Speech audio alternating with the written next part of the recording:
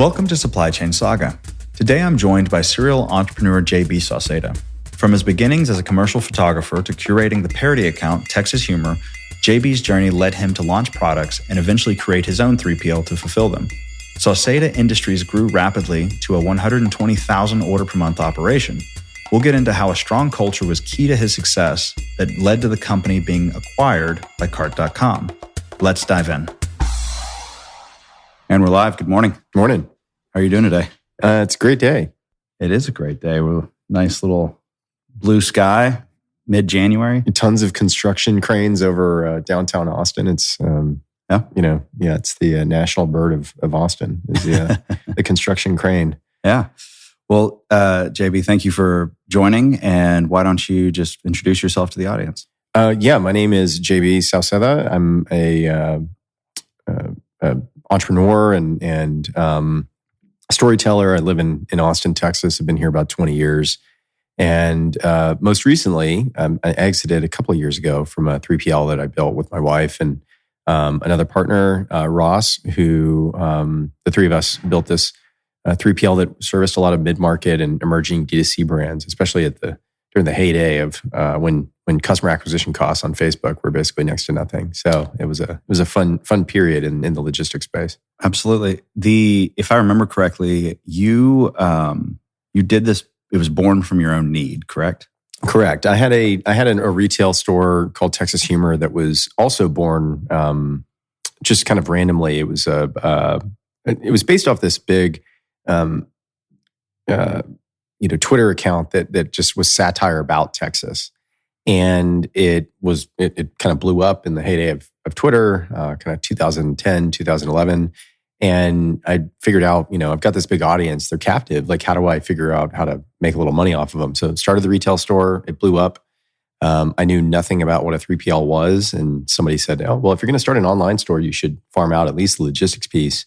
And we went out looking for someone to do this for us and struggled to find someone that we thought would do it at the level that we wanted it, or at least we thought we needed it at.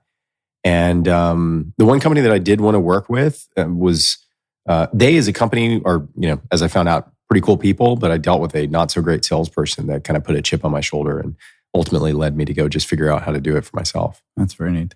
And before that, you started, I think Will told me at one point you were going over West Texas and taking aerial photos. Is that? I was a commercial photographer for about 10 years. And so I went to UT and thought I wanted to work in politics for a long time and did that for a short period of time. I did some contract work for a few different political campaigns and ended up just not really enjoying the work. I love politics. I hate politicking. And so I got out of it and really leaned pretty aggressively into the commercial advertising side and had a knack for photography and really leaned in there. And I traveled all over the place. I used to shoot for the New York Times and Wired magazine and Texas Monthly, Fast Company. I shot for all the major publications. And then on the commercial side, shot for Southwest Airlines, BMW, who else? Dell. I name a big company, and I did some kind of project work for them at some point. So Yeti was probably some of my favorite work, and Dick's Sporting Goods and a few others like that. Right. And then so you started by, so you're doing the commercial photography and then Twitter starts popping up. Yeah, I had this studio in East Austin called Public School. And the thinking with this studio, it was in the era of late 2008, 2009, when the concept of co-working was like really starting to explode, or whatever. And there was a group here in town that were starting a studio called Conjunctured that was a pure play, like rent a desk kind of model. And it was really like the first type of space like that in Austin that you could rent a space to come code or do whatever. And for me and some buddies that were photographers and designers, we were looking less at the idea of doing something where you rented a desk and more like, can 5 or 6 of us split an office and just kind of, share in some of the costs and expenses? And so we did that. And for, the 6 of us or 7 of us that were in our kind of late 20s and still just trying to get our name out and our portfolio out, this was also in the heyday of kind of blogging and when that was really blowing up. And the way that you would get your work out as a photographer, for example, was you would convince ad agencies to come let you show your portfolio. And that was a hard proposition. They wouldn't always, be open to people coming in. And so that was one avenue. And then the other was like get it featured in one of the blogs or publications that all the graphic designers and creative directors, look and kind of, read every day for inspiration. And so at some point, me and a buddy, Cody Haltom, we're sitting there kind of going like, well, we're constantly begging everybody else to show our work. Why don't we just make our own blog and we'll be the people managing and kind of running the channel, and we can make the editorial decisions, and we'll spend 70% of the time talking about the work that we really like and 20 or 30% of the time talking about our own work. And so we did that. That public school was the brainchild of that. And it became this really well-trafficked site that represented kind of the young and creative, emerging design and photography community that was really developing in a big way at that period. And so it was a fun business, and the idea for Texas Humor spawned out of that. There were just a lot of other, like we as a studio did a lot of work for Hilton and Spotify and SoundCloud and like a bunch of other brands like that. Mm-hmm. And so it was just kind of an idea factory. It was, five or at any given moment, there were like 5 to 7 of us. A few people kind of rotated in and out, but there was always just like a lot of creative ideas and people coming in saying like, oh, I have this idea for this project, or I just did this random thing for myself, or I'm working on such and such for so-and-so. Right. And yeah, so the Texas Humor thing really spawned out of that. One of the guys was doing something in social media, making a bunch of money suddenly. And it was really fun and it was funny. And he was like, you should do something like this. Like, what could you talk a lot about? And I was like, shit, I could talk a lot about Texas. And, so that's a long-winded story. It's not at all. It kind of, it was a meandering way to arrive at that, but it just came out of the cross-pollination of having a few creative people in the same room, every day. And so, yeah. And so from there, you start getting some traffic. Texas Humor pops out of that. And then you say, okay, well, we've got the traffic now. We're going to start selling knickknacks and mugs and shirts. And mm-hmm. Yeah, I designed... You even wrote a book, didn't you? Yeah. So the Texas Humor thing blew up. And it wasn't completely out of left field because I, as a photographer, was known as the Texas guy. Like I most of the time when anybody nationally would call and have me shoot something, it was based off of them having seen some of my like personal work, which was, portraits of cowboys and things like that from West Texas and Central Texas. And so the Texas Humor like theme and the subject matter was absolutely just a function of my interests. But the store itself was like, it wasn't political. It was just pro-Texas. And so it was very self-deprecating and kind of humorous and funky in that way. And then, at some point, I think it was in 2013 or 14, a publisher reached out and was interested in having me do a book on being Texan. And, it came out of that. Oh, nice. Yeah. At what point did it really kind of, I guess, what year was it when your sales of products and that needed to be fulfilled really started taking off? The store started in earnest in early 2013 as like kind of a print on demand thing. And I think we sold like 700 or 800 shirts through one of these like really crappy print on demand companies. And then that was the point at which it was clear that it needed to be its own like thing. And, I'd probably make more money if I printed them out, physically and things like that. Nice. So then your very first, so the ramp up from the time you started generating traffic to Texas Humor mm-hmm. to you started selling these products, mm-hmm. and then to the time you decided, all right, we actually need to control our own fulfillment. Mm-hmm. How long of a timeline was that? That was probably 6 months. It really went from like, we launched the store, it was selling a lot. That fall, we started printing our own stuff and then fulfilling it out of our garage. And then maybe 2 months in, we moved it to a warehouse. Well, we moved it to my office downtown at public school first. And then, we were there for probably 6 months. And that was when it was like, all right, we need to go move into a warehouse. So I guess like from store launch to proper warehouse space, 12 months. From like, idea that this thing has legs to when we were shipping product. I mean, it was really only like 6, probably less than that. So it's kind of wild. So you've had 10 years as a public photographer, as a not a public, but a commercial photographer. And then in a matter of 6 months, you've transitioned, you're doing kind of fulfillment at this point. I mean, I did, I did the photography for probably 3 or 4 years into being a 3PL. But, I'm the way my brain works is it just tends to distill everything down to its kind of root components. And for me, fulfillment is just putting shit in a cardboard box and sending it out the door. That's all it is. It's about a mentality and kind of attitude. And if anything, in a lot of ways, the photography business was actually more complicated than logistics because, with logistics, it's a process-driven exercise, and the majority of the steps in the process are static. And you're grabbing things off of a shelf and you kind of design it once and it, like, for the most part works. And then you're working to whittle away the exceptions and simplify it. Photography was significantly more complex in that, every single project you were building from scratch, you'd have teams of, 10 to 30 people, depending upon how big the production was. And, each client was wildly different. And although there were some that I worked with regularly, like Tim at McGarrett Jesse or, Robin at Austin Monthly or whatever, a lot of those people, I knew what they liked and I could dial it in. But for the most part, you'd get these new clients and the agency might be the same, but the brand that you're working with is different. And that means new people, new exercises, et cetera. So everything about that business felt like a Rubik's Cube that you were solving from scratch. And logistics, was actually in a similar way. Photography is the business of taking a creative vision, delivering on it in a specific time frame, using a predefined budget and a rotating cast of hopefully pre-selected people that you help or you leverage to help produce the work.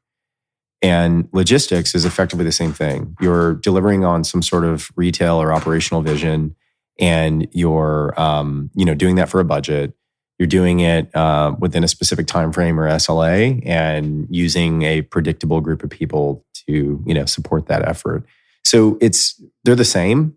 They're really not any different, in my opinion. And what I found is that I think actually having come from the advertising world prepared me more for service side logistics than I think what most traditional operators would have, because it gave me what I think was a significantly more empathetic look at how to speak to customers. I think most logistics firms enter or kind of get built to, again, focus almost exclusively on the exception side of the business, which is great. And that's what you're supposed to do. But as culturally, it kind of sets you up to think about things with a no attitude. And so you sort of come in and say, fit in this box and we can serve you. And it requires a lot of molding. And I think the thing that we did really well was we went into it with a yes and mentality. And we knew that we needed to get to scalability with everybody, but we went into it understanding we had to speak to and collaborate with creative people, which is basically who runs and starts these brands in the early days. We had to speak to them differently than the senior director of operations of Lululemon or, whatever, right? Those are the CEO of a company of 15 people that's doing 10 million in revenue thinks and operates differently than the director of operations for a $50 million company. And depending upon when you engage with those customers, you're either going to be dealing with the CEO or you're going to be dealing with the director of ops. And both of those people need to be spoken to differently and collaborated with differently. And they expect different things. And it was a very quick and hard kind of turn, but it felt like it fit like a glove because it was, really the second that we said that we were open. I mean, we just started getting inundated with people interested in the way that we were operating. So it definitely pulled me along. It wasn't something that was all right, cool, we're doing this. It was just every day this feels a little bit bigger and more promising, So how large was your first warehouse? The first one was 3,000 square feet. We moved there. It was a total dump. But yeah, it was 3,000 square feet, not air conditioned, here in South Austin. And we were there for probably 2 years. And then we moved into a 10,000 square feet facility, like 20 yards away. And then we were there for, I would say, about 2 years. And then we added a 8,000 square foot facility right across the driveway. So 18 total. Did that for a year, and then moved to 60,000 the following year. And we were in the 60,000 square foot building for about a year and a half, 2 years before we needed to grow into 125,000. So it was a pretty rapid growth trajectory. It's interesting how it always starts with that small one. Mm-hmm. And then it's like you're refining processes, you're setting up your team, your core team, and you're figuring out, what WMS do you want to use? What technology do you want to put in here? Who my customer is? Mm-hmm. And then it's like all of a sudden the mountain gets real steep. Yep. And yeah. It the zeros that get added behind every problem multiply rapidly. Mm-hmm. And there's certainly a lot easier ways to make money than in an industry that's low margin and highly capital intensive.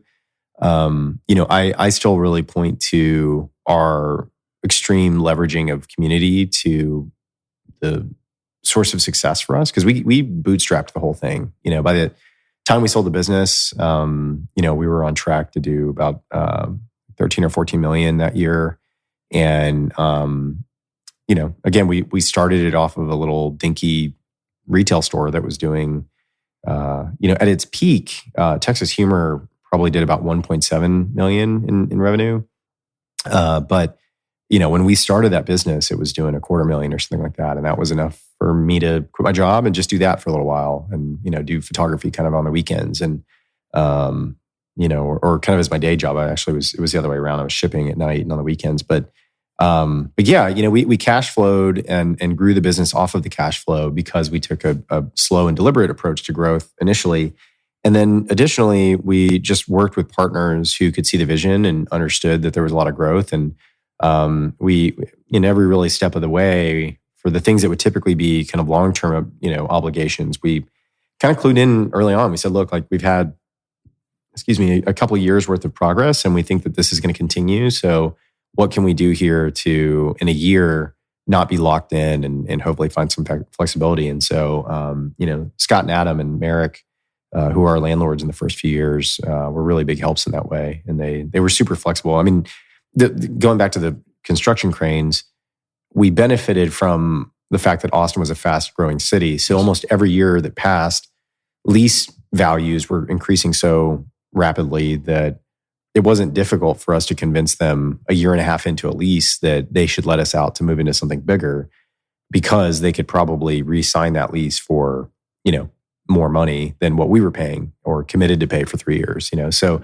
that was definitely a boon in a big way back then. But even once we moved to more of an institutional landlord, it was kind of the same thing. It was a lot of handshake deals and just working the phones and spending a lot of time making sure that we were fostering relationships with the right people. So yeah, you're in this weird. It's not weird, but it's unique perspective where a lot of people who start 3PLs come from the industry in some form or fashion. Yeah, they may have cut their teeth at Walmart or Amazon or wherever it may be, and then after years, they bounce around the industry, and then they decide, look, I'm just going to do this on my own.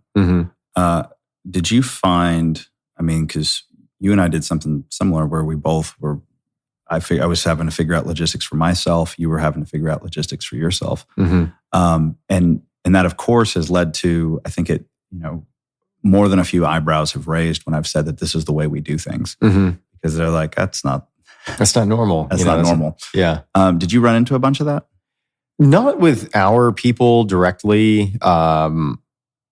We were known for our culture and the way that we recruited. And so we were really, really open about the way things operated at our business. And it was, we wrote our job descriptions in a way that didn't really attract the typical logistics operators. And it's nothing there's nothing against, traditional operators by any means.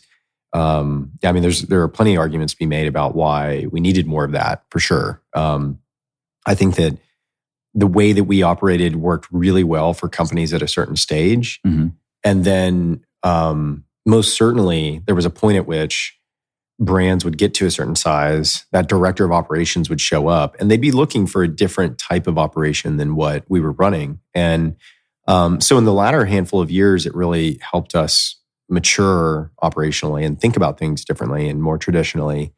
But it was never that we didn't want to do that. I mean, it was more that I didn't know in my first 3 years or 2 years what dunnage was, or how freight forwarding worked, or any of that. I didn't really care about that, because for me in running my store, I had product that needed to be put into a box and sent out by this afternoon. End of story. And all the other stuff we would figure out. And with time, and that's the case again for early stage stores. They're not always dealing with China. They're doing stuff that's sourced domestically, or whatever. And a lot of that complicated stuff doesn't really, the ROI on understanding those things and having an opinion about them doesn't really come until you're 5, 10, 15, 20 million in revenue. And so again, yeah, I think it was a mixture of the D2C industry was attracting a lot of people who had previously not been in retail. So that was kind of one side of it. And it was exploding between 2012 and 2017 in that way, with a lot of people coming from private equity or wherever. And they were like, I have an idea for a product and I'm going to sell it. And then on the other side, as an operator, that's who we were engaging with. So they weren't setting those expectations. It was really just, are you putting my stuff in a box and getting it out on time, period. Now, in the later stage, we were starting to get more pushback from some of the larger customers asking okay, I just came from, Restoration Hardware, or I just came from Amazon, or, whatever. And these are serious operators, people who really know what they're doing. And they're looking for the types of reports and maybe processes that we don't have in our business, because the companies that we worked with were too operationally thin or immature, to support doing that type of visibility or that type of reporting. It wasn't at that stage, so the product never warranted it, or the market never really warranted or demanded that. But as we got bigger and our customers, definitely grew in size, that drew us in that direction. And so now what was true is that there were operators of a certain ilk who came from traditional operations backgrounds and wanted something a little bit more creative, wanted something a little bit more free-spirited, so to speak.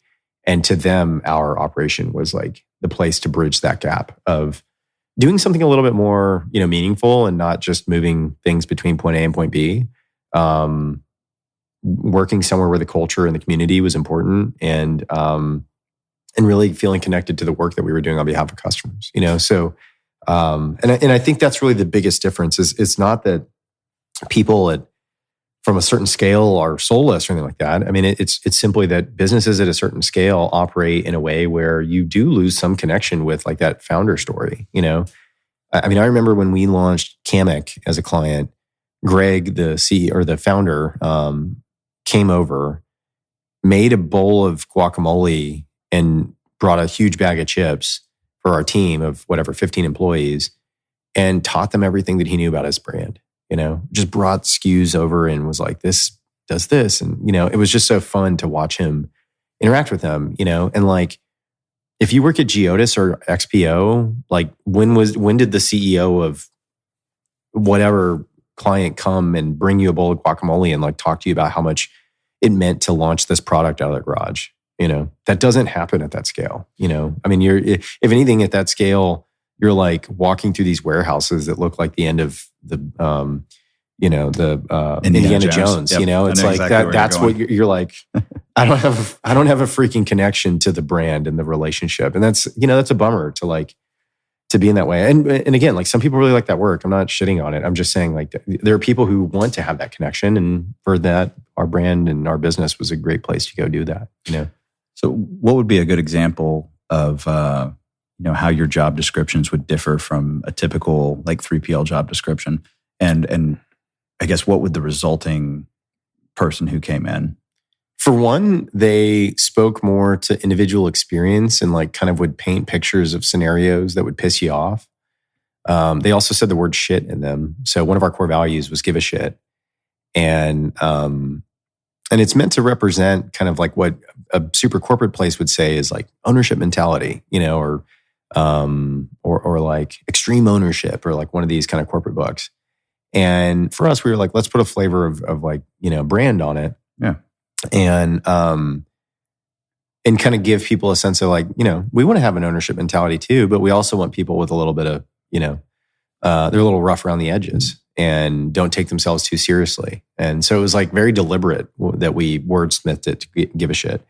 So our job descriptions would sound like, for a warehouse associate, we're looking for somebody who is competitive, loves finding a workplace filled with people that they like being around, and a place where you work with clients who you can have a good relationship with. But we also want people who get, we would say this, like super annoyed with people who don't give a shit about their work, or who, phone it in every single day and aren't really willing to leave it all out on the field. And so that's not really that different than saying, we're looking for open-minded, collaborative professional who shows up on time and has an attention to detail. Like, how many fucking job descriptions have you read that say attention to detail? And like, who out there is going to like willingly admit that they don't fucking like detail? I mean, there are plenty of people who don't, but you're going to show up, and if you're looking for a job, you're going to say that, But what we were looking for was someone who would read that. I mean, for one, we want people to read that who are too uptight and are going to be concerned about the CEO saying fucking in all hands to not apply.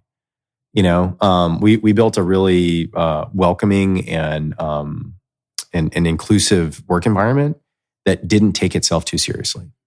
And so I would curse and, whatever. And I don't want anybody clutching pearls in our all hands and going like, my God, like, I can't believe he said that, about this thing or what, whatever. Like that. And so that was important for us. And writing give a shit in there is a huge flag that just says, if you see that and you're clutching your pearls at home while you're reading this job description, need not apply, But inversely, if you're somebody who has I am competitive and screw everybody else who isn't mentality, that's also not a right fit. I do want everybody at our company to have a competitive attitude, but this isn't like, high jump or some single player, event. This is like a team sport. And so I want you to give a shit and want to like pull your buddy up off the ground when they're stumbling, not step on their back so you can get ahead of them, Right. And so we were really purposeful in kind of crafting job descriptions that gave you a sense of what the work environment would be like, because we didn't want you to kind of have this like super spit shine thing, come to interview and then be like, Jesus, this is not what I thought. I was actually looking for Amazon, or I was looking for Walmart, and I landed at, the Bad News Bears. Like that wasn't our goal. We wanted you to know you were applying for the Bad News Bears team, and to be super psyched about it. And we were really fucking good at that. Like, people would write in and say, your job sounds like a calling. Like, who says that as a warehouse associate? Right. Nobody says that, but they said that about these jobs. And people would say that in their surveys after the fact when they were working for us, because they were like, man, y'all lived up to the expectation, So that's great. Yeah. Did you differentiate with pay or benefits or any kind of unique spiffs or anything like that? Yeah, we for the majority of the time that we were in business, ahead of the curve on pay. And I say, the majority of the time, because there towards the tail end as we were selling the business was when inflation kind of took off, and there was a lot of, the job market was really crazy and everybody was getting scooped up. So, as we were selling the company, I think we kind of just fell more in line with market. But that said, where I know to this day we were certainly well ahead was in benefits. And so we did a lot of little things that didn't cost us a lot of money, like a loan program for extreme, personal situations. If you were, we employed a lot of 20-somethings. So if you were moving an apartment and you needed $1,000 for a deposit, we'd loan you the money. And there were strict rules, and it wasn't a 2-3 year thing. It came out of your paycheck. It was, there were strict rules around it. I think we had one person out of all the years not actually pay us back. And I think it was because they got fired first, and we were just like, let's not even mess with it. Let's just like call it a day. Mm-hmm. Nobody took advantage of it because we hired really good people. And actually, we have one guy who still to this day says over and over that I forget what, I think we gave him a loan for a couple $1,000 because he was buying a house and he needed a little bit of money for down payment. And it fit within the policies of what we would loan for. And he used it. And, he was like years later, because it was a special type of loan. He didn't need like 20%. So what we could provide was like sufficient. And he used it to buy the house. And then years later, he sold that house for a lot more than he paid and bought a really great place in the next state that he moved to. And he said that over and over. He was like, that's generational wealth creation that cost you $0. Like we were made whole as a company. This dude, we were able to do him a solid, and now boom, like he was able to do something that he was inches away from being able to do on his own. We gave him that little extra push. And so that was the stuff that didn't take a lot of work. We had a paternal leave policy. Like, men generally don't get leave at a lot of places, let alone blue collar hourly jobs. Right. And we provided paternal leave and obviously maternal leave. We did a lot of things. We didn't do some things like 401k and healthcare for the first few years, and then eventually we rolled out healthcare. That was a big deal. But yeah, we were doing things that, Amazon kind of just does now and doesn't really think about before, Amazon was doing it, but they were, by that point, $1 billion company, but we were doing it in a way that like no other 3PLs were doing for sure. So, right. Yeah. That's a lot of little interesting, points to take out of that, just how you can, just because, if somebody's going to go get a job, let's say that they can go out and make $18 based on their skill set. Mm-hmm. And just the idea of being able to attract someone, it's like, oh, well, they could go to Home Depot or, where they're just going to be kind of, going to work every day, but, clocking in, clocking out, doing their thing, wearing the red smock or the orange smock. Or they can come to this place where people are going to like rib each other and like, still get stuff done. And it brings up an interesting, it's a great reminder just how you can set culture and culture matters at all levels. Every company has a culture, you know, and it's a thing that a lot of people are like, oh, well, that company's got a culture. It's like, no, yours does too. It may just not be managed, or it just might not be a priority or whatever. And cultures change too. For us, my wife and I were talking last night about recruiting and the company where she's at and the type of people that we're looking for and things like that. And we were actually talking about this specific point about how you recruit people who will feel comfortable given what you know about your business, whether it's very IBM or it's very like, Apple. And I think that more early stage companies can arrive at a point where they actually recruit for that if they took the time.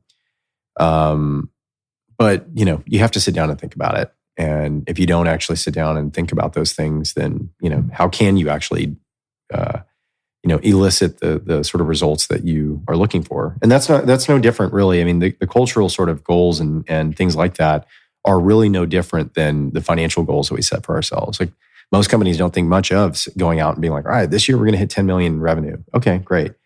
Why aren't you also thinking about, if you're frustrated with the performance or whatever of your company, why aren't you thinking about hitting goals about the engagement and the way in which people work there, and the efficiency of collaboration or the quality of the communication, et cetera? Those are actually the things that will help you hit 10 more easily.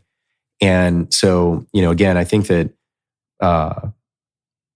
it might come off cocky, but I just don't think that there are a lot of 3PLs that could have pulled off the type of growth that we did in the way that we did if they didn't also think about culture. I think that there are plenty of people that are killer operators, plenty of people who can do very similar growth trajectories. But I think doing it like in a cash flow positive way with no outside investment, et cetera, like that was something that really required a lot of that buy-in from people who, to your point, like didn't just want to go punch a card, And so, I mean, we were really lucky. We recruited some really incredible people.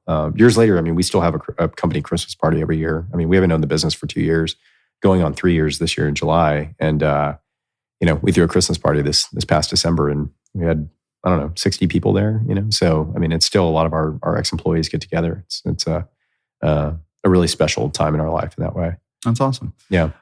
So at about 125,000 square feet, you said 13, 14 million in revenue. What was and obviously, you don't have to disclose anything you don't want to. About that time, what was your order volume? Like, when we sold the company, I think we were, that year we were doing like committed, it was about 12.5 million. We had some new deals coming in that were going to really push us over the edge. But at 12 million, 12.5, I think we were at right around 120,000 packages a month, something like that.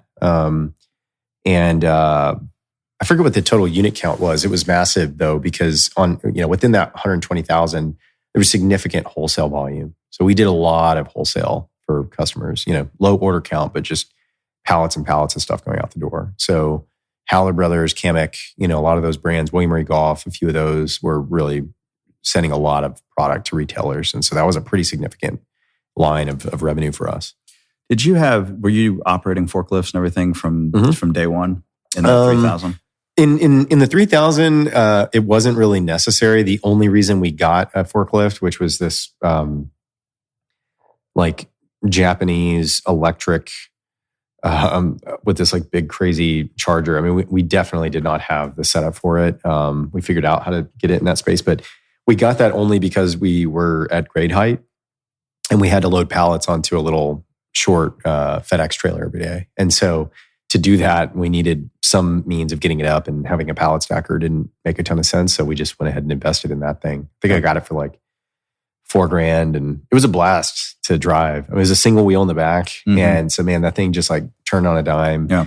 And you could fit it in a very, very small space. But it was literally just used to load stuff onto the back of the trailer. So we'd have guys like pick a pallet jack up into the back of the trailer, and then they'd be up there, and then somebody else would load the pallets up, and we'd move them around and then get it down and stuff. So it was a very fun, scrappy period. We also drove the packages to the post office in the back of my Silverado every day at that point. So we didn't have a big enough USPS pickup at that point to be warranted. So yeah, I think everyone who starts from zero goes through that period. Yep. And it's an interesting thing because at the end of the day, your insurance doesn't cover those packages. Yeah, exactly. When it's in the back of your truck. No, we did have one of those moments, and early days in one of our one bag of some super light stuff flew out of one of the trucks, and a tow truck driver picked it up and was cool enough to call us and find us and bring it back, and it made it in. And so all of them got their injection scan that night. Everybody lived happily ever after. That's awesome. Yeah. So how long did you operate the 125,000 before you guys? How did the sale process come about and go? And in late 2020, that was just such a slog because we leased that 126,000 square feet in the middle of July of 2020. And even just the exercise of getting that lease across the finish line was a sprint. I think from, hey, I need a warehouse to ink drying was maybe 45 days. Oh, wow.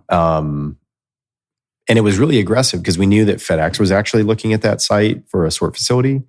And so there was a lot of like back channeling to try to get it done before them because it was really the only building of that size in our area. And I knew that we could get in there, reasonably so operationally during the period that we were in. And so anyway, long story short, at the end of 2020, between a warehouse move and everything else, it was just so challenging that, I told my wife, I was like, look, I think we're at a point where we need to either raise money to think about the next phase because we're going to have to invest in technology and a few other things, or we need to, I think I'm ready to sell because I don't think I've got the energy by myself to really kind of like lead this team. I think we either need to invest in more like leadership level people, which we're kind of not quite there at the point where we can, or we need to be kind of swallowed up and be part of something bigger to really like hit the next era. or next level. And so that was where the thinking went. And, ultimately we didn't like create a process. I didn't go to a broker. I talked to a few investment banks and kind of started to think about what the exercise would look like. But, you have to remember in 2020, things were growing so rapidly. I mean, every private equity firm under the sun was looking for an acquisition. And so we got calls from probably 6 different firms. I went under NDA with like 3 private equity firms. And we just weren't quite big enough for them, I think, for it to make sense, to be like a pure platform play. And so for the most part, they were all like, call us back in about 12 months. You're like right there, we're interested, but we just like, let's revisit this. And so I just kind of sat on it. But in the spring, our business partner left in the fall of 2020. And so we were thinking about buying him out. And then in the spring of 2021, I had 2 separate interested parties, one of which was Cart.com, who we ultimately sold to. And the first party I spoke to in the early part of the year, which was actually Saltbox, and kind of chit-chatted with them a little bit about what that could look like. And there were a few reasons it didn't work out at the time, but stayed in close contact with them for a long time. And then Cart called maybe 2 months later, and they were really hot to trot. They had some clear objectives and goals of what they were trying to do in the logistics space, and they wanted to move quickly. And so I think I talked to Omer, the CEO there, and I got a text message from him in like April that was like, hey, I want to buy your company. And then, we talked on the phone about philosophy and just kind of where our heads were about the businesses, and through most of that month in May. And then we spent about 2 or 3 weeks working through an LOI in early June, signed it in the 3rd week of June, and then we were closed on the sale in the 3rd week of July. 3rd week of June, we closed on the LOI. 31 days later, we were closed in July 19th, 2021. So it was a really rapid exit. So. Yeah. Were you running, at the time, were you doing any kind of certified audits or anything like that on an annual basis to kind of make it was just... No, we didn't need to. I mean, we ran really good books. I mean, we had invested in a really great accounting firm maybe 2 years before that, who just got us in ship shape. And I mean, when you're running private books, the audit didn't make a ton of sense. I mean, I wasn't worried that like I was stealing money for myself, So of course. That to that end, we were good. And the company 9Gauge, now they're now called E78 Partners, was so good at what they did. I mean, they really just got us in ship shape. They went back and cleaned up a bunch of stuff that we had done incorrectly, or our previous accounting firm had done incorrectly. And, when we sold the business and we had someone come in and do quality of earnings on behalf of Cart, that woman that ran that process was like, man, y'all's books look like the books of a $50 million company. Like, she was really impressed with the management report and condition of the books and quality and organization of them. And she was like, the way y'all broken this management report down and set it up to really truly understand it and stuff is well ahead of y'all's time. That's great. Yeah, it was great. It's so we've run so we did some crowdfunding, and as a result, you have to do an SEC filing and things like that. Yeah, and so we did certified. We've certified our books, and then every year since then, we've just continued to do it because it's such good. I think it's such good practice. Yeah, and every single year we find ourselves kind of upping our game in terms of how we think about things, the invoicing systems and processes that we've put in place since getting the initial certified. Well, I think you're touching on a great point, which is that as you grow, you have to level up your processes. You do. And there are a lot of things that can kind of like continue on because they're not sexy or going to lead to growth, and so it's easy to kind of, I mean, accounting's one of them, just like, oh, so-and-so's got it. And it's still just paper and, 2 sticks being rubbed together behind, closed doors. And I think that's an area that most companies underinvest in. And so, I got good advice, I think probably 2019 or 2020, as I was like starting to think about the possibility of an exit. And this guy was like, run your business as though you're about to sell it, because, best case scenario you do, and worst case scenario you don't. But now it's ran really efficiently and cleanly and profitably and great, But like, don't use the excuse of, oh, we're private, no one's going to look at it, as a reason to not hold yourself to a higher standard. And I think that's smart. So, and the likelihood of a 45-day close like that happening if your books are a mess. Yeah, not going to happen. Good luck. I tell people that all the time. The only reason that we closed in 30 days was because Priscilla was our people department lead, and she really ran a tight ship on the HR side. Most companies, there's tons of skeletons in the closet, risk-wise. And then the other side of it is that accounting sucks, and it like leads to these questions of like, well, what else is wrong? Mm-hmm. You know, and I mean, you hear realtors say that all the time about selling a house. Like you had an issue over here. If you don't take care of it, then the people coming in see that thing it's the only thing wrong, but they see it and then they go, what else do I not know here? And so for us, the fact that our financing or our accounting was so clean made it just really easy to trust that there wasn't going to be something that bit us, in the rear end. And so downstream as a 3PL, we could have either done an asset sale or a pure securities, purchase agreement. And so we went SPA and sold our shares to Cart versus like a pure asset sale. But we did that because doing so meant that we didn't have to go back and renegotiate contracts, because with an SPA, the entity stays the same versus an asset sale. If it was an asset sale where we sold basically customer list and everything else to Cart, that would have been fine. But the second that we would have announced it publicly, we would have had to go to the customers and try to reconvince them to like sign new agreements with Cart, which isn't necessarily a guarantee and might mean that we'd have to take a discount on the sale price, et cetera. So in our case, having really tight books meant that stomaching purchasing our entity versus the assets was like, it was way more palatable because they weren't concerned that they were going to get bit by some like HR or, compliance issue in some state that we weren't really, above board or something like that. And that's, I asked Omer that early in the process. I was like, what would scuttle this? Why would y'all go pens down and walk away? And he was like, typically skeletons in the closet around, an employee is going to sue you for something or, some sort of insurance risk or whatever that like you haven't accounted for. And he's like, it doesn't mean we can't do the deal. It just means it gets more complicated and probably more expensive legally for you and us. Mm-hmm. And so anyway, again, 30 days, we only pulled it off because of the way that we had the business structured. So yeah. So you guys were able to bootstrap it, self-fund your growth and everything like that. And this was at a time when, logistics was not sexy, mm-hmm. pre-2020. Yeah.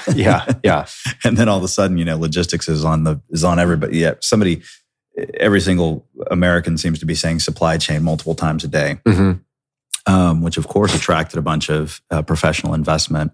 Mm-hmm. What were your thoughts on them bringing in, the interest in PE coming in and the interest in these huge investments, in some of these companies that otherwise, weren't forced to go through the process of like kind of learning and funding themselves via cash flow and stuff like that?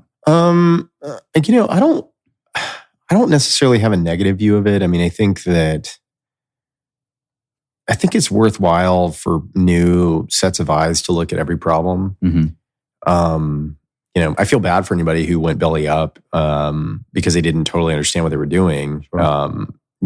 And this isn't like an indictment on like Convoy or the people that work there by any means. I think that there were a lot of really great people there, but that's a good example of a business that never really zoomed out and looked at the cyclical nature of like where we're at, and I think everything about the way that business was financed and structured, I just think it's like there's a reason why all the long-term brokerage firms haven't done things the way that you do today or in this like startup environment are doing. Like there's a reason why rates are X. There's a reason why, and unless there's something fundamentally different about your business that, nobody else has figured out, like it should make you feel a little weird that you're doing it so wildly different, right. And so for us, we were innovative, I think, on the culture side, but we weren't trying to go crazy with pricing, and things like that. That it's like there's a reason why, this is the oldest or second oldest profession around. It's like for as long as there have been humans on this planet, we've been moving things between two places. Mm-hmm. So I think that there's space for innovation in some areas. And then I think that there's a lot of bravado about like, oh, these idiots don't know what they're doing. I'm going to come in here. Like I've never felt that. I've never thought like these idiots in this industry don't know what they're doing. That's never been my belief. I've believed that there are cultural misalignments sometimes between client and operator, but I've never thought the operators are dumb or the retailers are dumb, And I think I've seen in some places some of that type of thinking backed by money, that it's like, oh, these people don't know what they're doing. I'm here to save the day with a huge wad of cash and some tech. And if I put those two things at work, all of this goes away. And that's just not fucking true, And so, that said, I think private equity tends to be a lot smarter and or not always, but I think it tends to look at the business from a viability perspective. And, the reason that the majority of the firms that we talked to at that time weren't totally interested was because they had questions about whether or not the trajectory of the venture-backed retail growth would continue long enough to really for them to have the kind of exit that they wanted to see in the 3PL space. And so they were looking at it as kind of a hard asset. It wasn't this VC pop, take a gamble thing. It was can we bolt on a few of these, put this thing together, grow it 4 or 5x in 3 years, and then package it and sell it to somebody else. That was their thinking. And both of us, I didn't want to put my business through that. And they didn't think that the VC backed retail thing was going to last forever. It didn't. And they kind of walked away, but the VCs, I think, is really where a lot of that, kind of what you're pointing to probably plays out more so with. And I think some of that's for lack of a better term, where the tech bro mindset has come in and maybe been less than ideal in a few areas. I think there's some really great new thinking.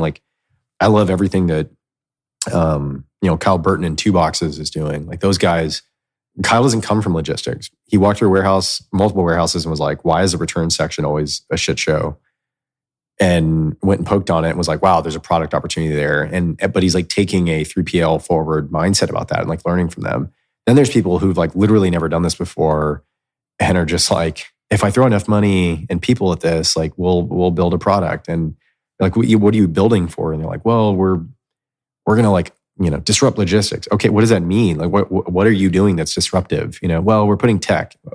What does that mean? It's interesting because as I've so few warehouse operators out there are using the full capability of their stack to begin with. Yeah, and agreed. So if you come, you get a WMS, whether it's highest level of Manhattan or SAP or something like that, or you go to a mid-market provider like Extensive or Soapbox or ShipHero.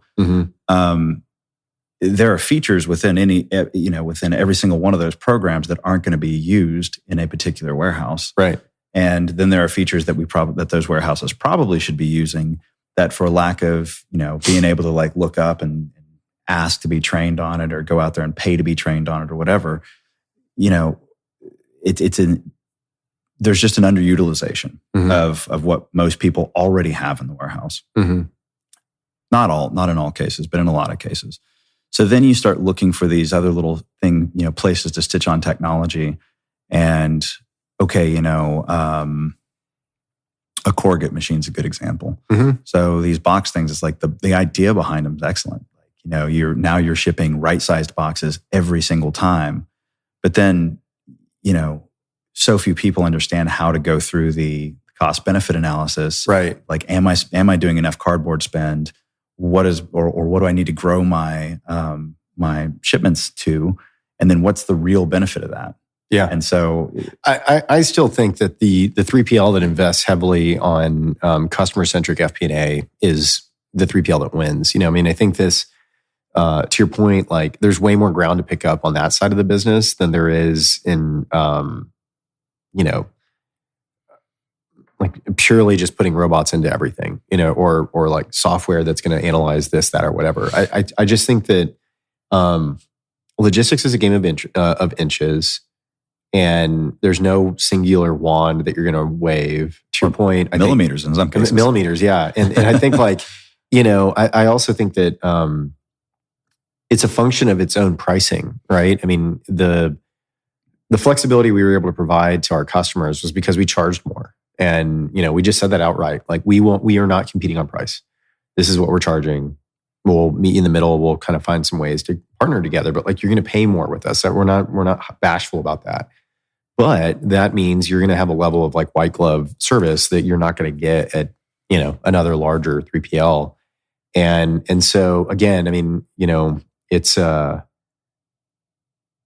companies and the groups of people that I think actually should be innovating aren't always in a position to do so, because the price war around logistics cuts out what would otherwise be really great R&D opportunities for a 3PL to kind of get interesting. And so then as a result, you've got sort of the other end of the spectrum, like the Deliverrs of the world, who are like, oh, we can do the opposite on the spectrum. We'll just do everything 4PL, and then we can invest in basically nothing but the tech. And they miss out on the understanding, like the fundamental understanding of the actual operations. And then they add like a layer of complexity by just being like a middle person between the work and the. This is an excellent example of is it good or bad or whatever? Because if you look at the Deliverr was wildly successful from any of their investors' perspectives. Yeah, the original that's founders. True. Yeah, and then Shopify bought it, and then Shopify offloaded it to Flexport in a stock swap deal and all this sort of stuff, and TBD. But by all accounts, many of the 3PLs that were part of that network weren't necessarily massively wealthy. No, customers turned out fairly regularly, and again, to your point, like it was successful to a group of investors. That's exactly right. I would not say it was successful to all investors. It may not have been successful for the ecosystem. It was not successful for the ecosystem, and it again, like it basically served to undermine the credibility of like what was happening in the retail space, because it was such a land grab and like growth at all costs kind of mentality. I mean that the 3PLs who basically are left to pick up the pieces were under resourced and put in a position where, like, once again, the people who actually needed, the people doing the work, the 3PLs on the ground level that were the 3PL, not the 4PL layer, they were under resourced to be successful. Like I just think that the again, like depending upon why you're in this business. Sure, you can make money that way, but there won't be other Deliverrs is my point. Like, I think the time of this like crazy land grab of VC, not saying there won't be another cycle in which that'll take place, but that's not happening in the next 6 months, and the businesses Certainly. that were like going that route are either going out of business, laying a ton of people off, or reworking their business models because it just was unsustainable. It was already difficult to pay for the overhead of the 3PL and a 3PL and brand relationship, let alone adding on a layer of like a bunch of tech people who are just adding a software interface between the 3PL's work and the customer. Right. You add those on there, how are you ever going to make money? Right. True. 3PL's doing it, but it's the 3PLs. It's not like this outside firm who's like, we're going to pull together this big network. Like I think that the future is shared resources, but I don't think the future is 4PL at all.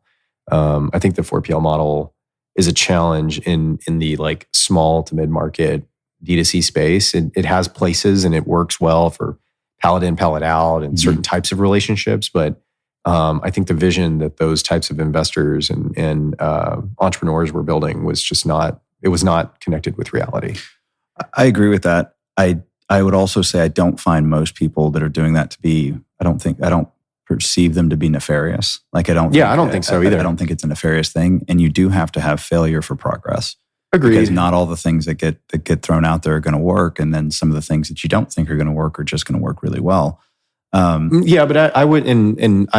I'd say that I agree with that. But I'd also say I don't necessarily think bravado equals being nefarious.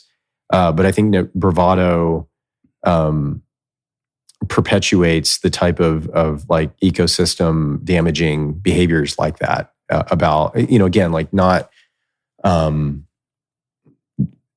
self-awareness about like what you're doing or contributing to the ecosystem, I think is like something that's important. And again, I never perceived them or anybody for that matter as being nefarious, but I do think, and I've had plenty of conversations with 4PL operators who have asked us to be a part of it or to do whatever, and they have as I, as the operator in the room, have like raised concerns or questions about how we do some of this stuff. It's always like, oh, software will take care of that. Software will take care of that software. And that, like, I've heard that line if I had a dime for every time, I would have never had to be in logistics in the first place, and that's my beef with it is not that anybody was nefarious. There was an amount of bravado about what software is going to be able to do. I mean, you see this playing out in other ways around the world, right? Like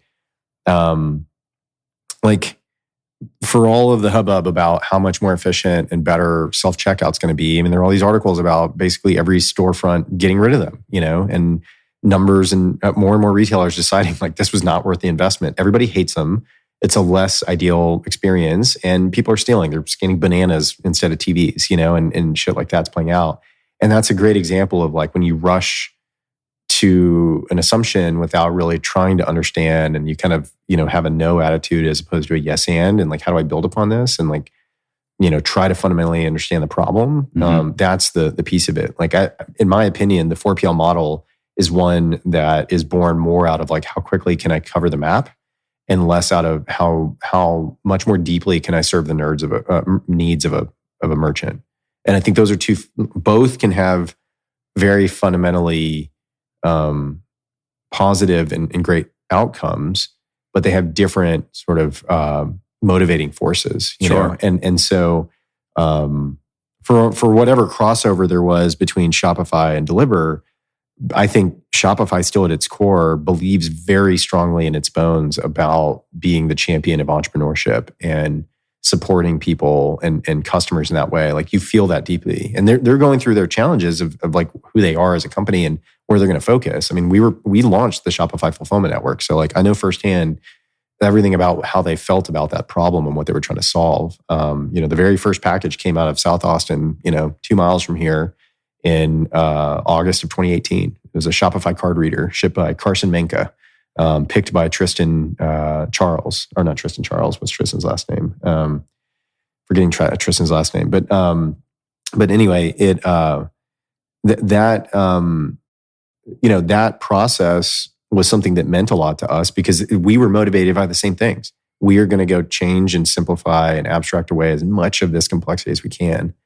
And that's just different than give us, $100 million and we're going to go tell a bunch of low margin 3PLs that they can be part of this network and they don't have to think about sales anymore. And we're just going to XYZ. Like those are two different ends of the spectrum, in my opinion. Similar executions. That's what Shopify was trying to do with the 4PL model. But I never saw Shopify's approach to it as being nefarious. It was actually quite the opposite. I thought it was quite noble what they were trying to pull off. And so, but it's not a beef, but it's certainly, I've never understood why Shopify just doesn't create their own little search engine interface that only searches Shopify stores, most of which are entrepreneurs located in the United States. I mean, I think that's what they're doing with Shop. I think that's what that app is meant to be. The thing that I have always respected about that business is that they've been deliberate about how they design and deploy, and so initially Shop app was basically just a tool to track your packages. But now, it is actually that platform, and I think they're just slower than what maybe people want them to be. But look, this is the same thing as what you always hear about like Apple, right? It's like, oh, well, Android's had this forever, they've had that feature. Yeah, well, I have to pick between 4 different OEM providers with Android, and every single Android phone's on a different OS. Oh, and in Mac and in Apple, like they're deliberate and they're slow, and it generally just freaking works, And I guess my thought process behind this is, over the last, decade, we've seen the number of Amazon third-party sellers heavily shift to being represented in China. And most of the 3P sellers are now Chinese. Yep. You were already buying the stuff from China and, manufactured in China in most cases. Then it comes over, and then instead of it being like somebody like you or me who's now running the marketing and really kind of paying attention to the customer, you've just got a bunch of knockoff products, everything. So we're shipping off just a ton of capital back, which that is what it is. Those are my sour grapes, by the way. I recognize that. Yeah. If you back it up, and that's all been as a result of the way Amazon's done business, like deliver cheaper, highly rated products, like that kind of thing, and do it fast. And that's been the natural, I guess, result of that policy. But I guess, what was it, 20 years, probably even earlier than that. But Shopify a long time ago launched its, pay with Amazon stuff. And if back at that time they'd say, no, we're not gonna link up more with Amazon. We're actually gonna do the Shopify Shop app and that kind of thing. And we're gonna make it such that people really are going to Shopify or Shopify's ecosystem to find people who generally are gonna care more about their product because customer experience at least. They're going to care more about a quality situation because they've gone through the ideas, they've gone through the process of designing their own website and creating their own customer experience. So it's a much more involved, thoughtful process of those shops. And, I don't know that it would have been successful and I don't know how Shop is doing, but that seems like something I would have personally have always thought that I would have wanted that before I wanted the interface and the seamlessness between Amazon. That might be true. I don't know. I mean, there's an argument to be made to an extent about quality of life, and everybody can afford air conditioning now because we make them overseas, and the purchase price of those became something the middle class can afford because whatever. That's all a bunch of hopscotch. But I think the thing that you're pointing to has more to do with the way that we subsidize shipping costs from overseas versus domestically, which is more of a policy problem than Shopify is to solve. Because at the end of the day, because of the internet and the ubiquity of information, it doesn't matter if you find it on Shop. If it's cheaper on Amazon, you'll go find it there. So, I think that at the end of the day, they are probably still going to be really successful in developing Shop into an app that people use for that purpose. And it felt clear. I mean, I wasn't privy to it at all, but it felt like that was the direction that the app was going to go. I don't know that it's, American made per se. I mean, Shopify is based in Ottawa, so I don't know whether they really care about it being, domestic to America or wherever. I think for them, is the best shopping experience being delivered, and one that really, fundamentally to its core cares about small business. And I would say the biggest difference between Amazon and Shopify is, to your point, Amazon cares about lowest cost of operations, and Shopify is how do we lower the barrier of entry to entrepreneurship? Those are two different motivating factors that arrive at similar amounts of wealth, wealth creation for people. And so yeah, I don't know. I mean, I think you're right. Yeah, it'd be great. I think if there's a company that'll do it, it'll be Shopify.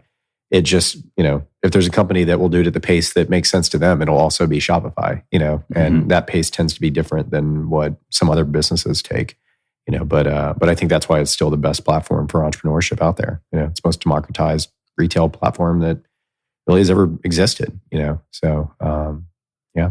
Also a good example of somebody who spent billions of dollars trying to get into fulfillment that probably should not have. Yeah, I don't know. I mean, there's a lot to learn from that experience. It's still easily one of the biggest and best learning experiences I've had. I mean, I met some incredible people working on that project, and I think again, that was just I attribute more of the challenges there to being a product of the time in which it launched and scaled than whether they should or shouldn't have been doing it. I actually think of all the people, it could have been them. Oh, I'm not disagreeing that you had a good experience. Yeah.